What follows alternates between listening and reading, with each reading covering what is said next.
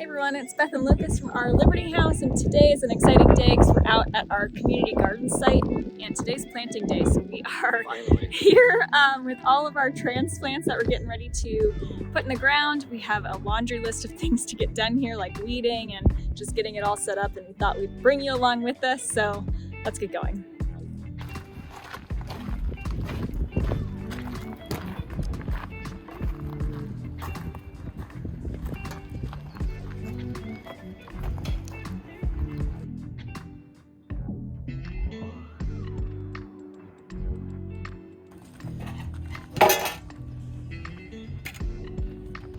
Where do you want to start? We're gonna move all the drip and then weed the beds and then rake out all the weeds and then rake out the soil so we can get everything planted, and then we'll weed this and put some more wood chips down. Lots to rake, so we're trying to rake these rows to get some of the weeds up. You can see a lot of grass in here, and then I'm just going through and pulling all these big weeds. And of course my bucket's getting full real fast, so Lucas is going to grab a wheelbarrow. What's nice about these community gardens, I don't know if all of them are the same, but our community garden has a shed with shared tools, so you don't have to bring like larger items like a wheelbarrow. You can bring like your own shovel and pruners and gloves and things like that, of course, but it's nice that if you forget something or you need to borrow something, they have it. So we're gonna use this to help wrangle in all of our weed pickings.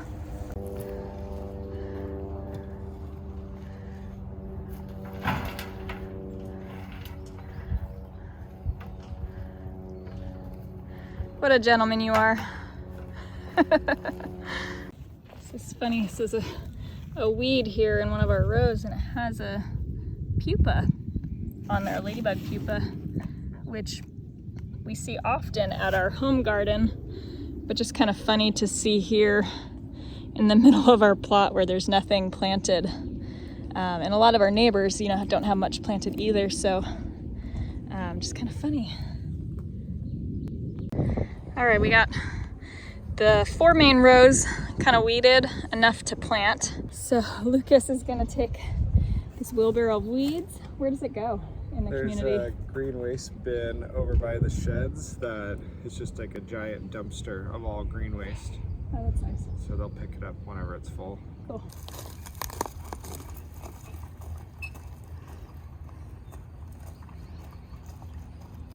So while he's doing that, I'm gonna go start grabbing all the transplants. This plot is gonna have a ton of our tomatoes because it's really, we still have our home garden that has a lot of our everyday eating veggies for the summer, but this community plot is really for like our bulk production of like tomatoes, and a spot where we can really grow like vining melons, like watermelon and pumpkins and cantaloupe, because our home garden with the beds just aren't that big for that kind of stuff. So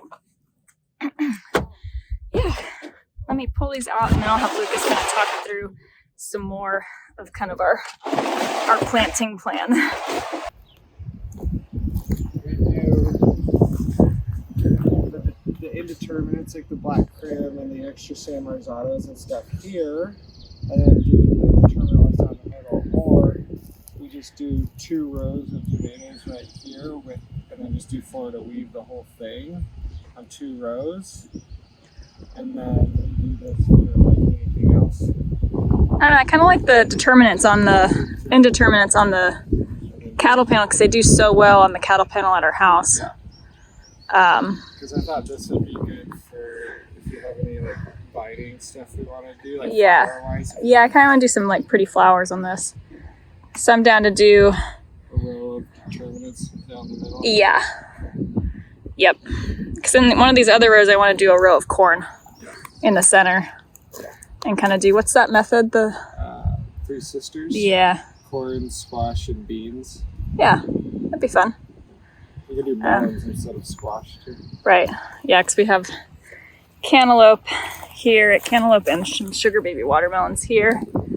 We have a bunch of, let's see, San Marzanos, which are, what are those, indeterminates? The San Marzano? They're semi-indeterminate. It's the same ones we grew last year. We had some leftover seeds. And then to round out tomatoes, here we have a lot of our determinates, which you guys have seen our struggle with the greenhouse. But these are going to be good enough. So we have Plum Perfect, some Ace 55, black crim, a couple black crim in here, which are our favorite. Those are indeterminates. So those will go on the cattle panel. Yeah, and then, oh yeah, we have one more here. Kind of some unique varieties. We got from Wild Boar Farm some unique, what are they called? Crosses? Yeah, there's some like pollinating crosses. Yeah, some crosses we're trialing for them. So those will go here, and then a few more Glacier Bush determinates, which these ones just look terrible, but we'll plant them and kind of see what happens. So. Here's another Plum Perfect that looks okay. It's not good. 15. What size is this plot again? 21 feet, I think. Okay. Yeah. I mean, we usually pack them in at home. So I think 12 inches, Yeah, about 12-inch spacing would be fine. So we can. These the glaciers. Yeah. So, they might not even survive. Yeah, we'll see. Okay. Well, we only have 3 left over. Yeah.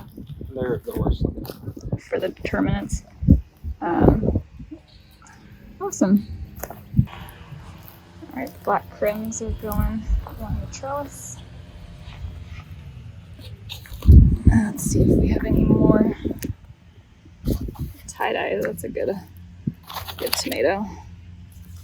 Berkeley tie-dye. Those were delicious last year. Nice, like slicing tomato. I have 3 tie-dyes right here, and then I think the rest are San Marzano. We gotta make room for these. Rad. Yeah, you want to place those in first.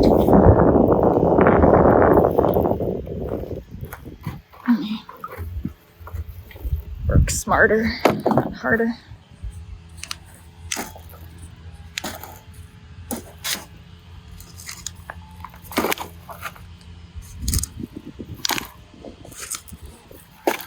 That rounds them out. These are all the same colors. Mm-hmm.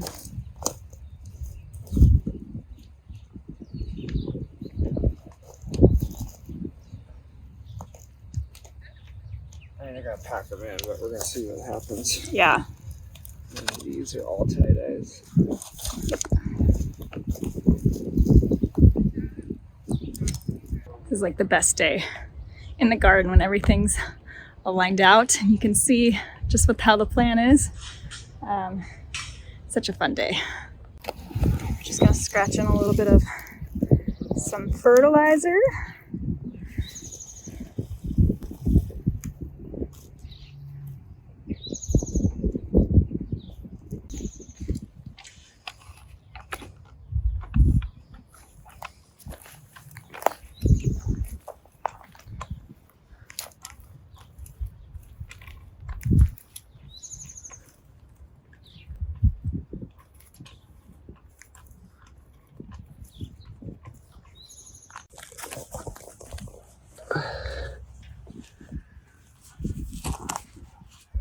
Soil is definitely a little bit different than what we have in our raised beds. Just like in-ground gardening, it's a lot more clay here. Oh, and this hadn't been grown on in a couple of years, so. No, this community garden didn't have, wasn't accepting new applicants kind of over the COVID years. So a lot of the plots were empty, including this one. I'm sure you guys have seen our other tomato planting videos, and maybe you've seen it elsewhere, but tomatoes have, well, any nightshade really has these like little hairs you can see across the stem. These will turn into roots, so the deeper, it's okay to bury them deep. You can see some of these other ones I planted, you can just barely see the stems. And that's really healthy. It'll promote deeper growing roots, especially here in like a hotter climate. It's really, really important.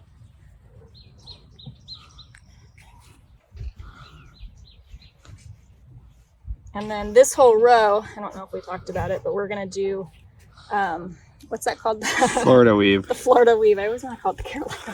I don't know why.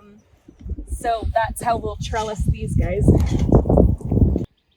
All right, we have all of our tomatoes in, nice and tight against that trellis for the indeterminates, determinates. And then we had kind of this extra space. Right here, I just ended up planting a few flowers in. We have a couple different colors of zinnia and then some calendula. We'll see if they survive. But Luke's is working on kind of getting the water up and running to make sure there's no leaks while we're here. And I am gonna prep this area for, we decided to put corn here at the end. So I have seed corn I'll plant today. And then in front is where we're gonna plant cantaloupe and watermelon to kind of let it have some room to sprawl. And still TBD what we'll plant on both sides of the tomatoes in these rows and over here, but we're just kind of doing it one step at a time and seeing how much we can get done today. So, all right.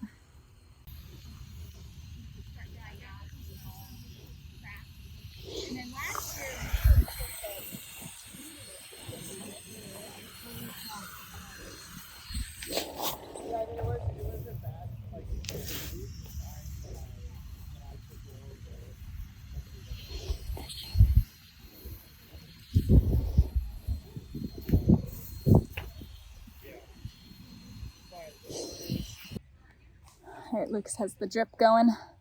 He's helping me get these little sugar baby watermelons in. So we're planting 4 of each, which will hopefully... Watermelon and cantaloupe. Yeah, 4 watermelon, 4 cantaloupe. So hopefully that's the right amount of spacing. We planted cantaloupe in our garden last year, but never watermelon. I mean, I think we've tried watermelon. It just has never worked out for us. So we're not melon experts. We're not melon experts. Oh, we got a leak. Exactly why we wanted to be out here.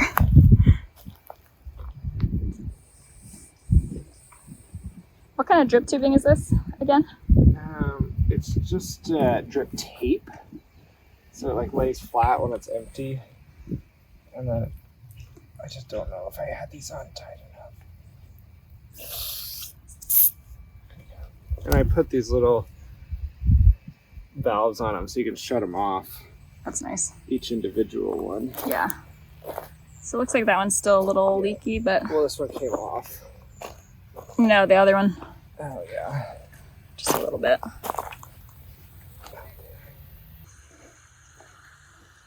So what's nice about the community garden is each plot has a water hookup, and each, looking around, like everyone's kind of got different things going on, but this is what Lucas has decided to do. Just a manual drip timer on a battery, and then you can set the clock, you know, so we don't have to come out here and water every day. Mm-hmm. So he has this hooked up to all that drip tape going to each row. So we don't have to worry about that. So kind of nice. It looks like our neighbor kind of has a similar setup, and then other people just have like hoses. So I don't know if they just come out all the time or what they do, but we don't have time for that. So we like timers. Don't we, Lucas? We love timers. We love timers. All right, last thing we're planting today, I think, is these peppers. So we have so many peppers. I don't know why we started so many peppers. It seemed like a good idea at the time. It always seems like a good idea. It always seems like a good idea. So we're kind of planting them over here, and I think gonna hook up the hose to do like a really deep water of just all of these transplants before we go, and then we'll come back another time to kind of start some more seeds. I know we want to start some beans in with the tomatoes, and we have this whole cattle panel trellis behind me that would be great for either some climbing flowers or, I don't know, cucumbers, some more like climbing bean varieties, more squash. I mean, we haven't really dived into a detailed plan, but we will, yeah, we'll probably get to that another day. It's getting a little warm. We hungry. And we're hungry. I need a snack.